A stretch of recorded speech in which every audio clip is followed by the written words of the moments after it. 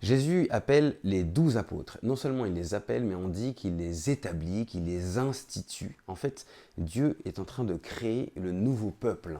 Le peuple de Dieu est en train de créer l'Église. Et il fonde l'Église sur 12 apôtres, sur 12 colonnes, sur 12 pierres, comme le peuple de Dieu qui avait donc ces 12 tribus.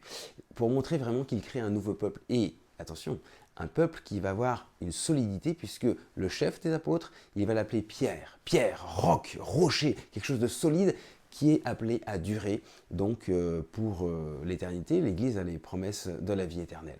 Et donc, on voit quelque chose de solide que Dieu veut faire. Mais on pourrait se dire, si Dieu veut quelque chose de solide dans son Église, qui suis-je, moi, prêtre, vous, chacun d'entre nous, qui sommes-nous pour être ces pierres qui font partie de l'édifice? Parce que nous, on est des pauvres. Alors, c'est là que, quand il cite les 3 premiers apôtres et qu'il les surnomme, eh bien, Pierre, c'est celui qui malheureusement va renier. Il y a Judas qui est cité aussi, qui va malheureusement trahir. Et puis il y a les fils du tonnerre. Ces fils du tonnerre qui ont voulu faire descendre la foudre sur le village de Samaritains qui ne les a pas accueillis.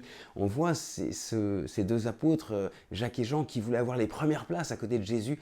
On voit que finalement, que malgré nos défauts, le Seigneur nous fait confiance. Et voilà qui rassure. Malgré ce que nous sommes, nous désirons nous convertir et pour cela, Jésus peut faire des merveilles.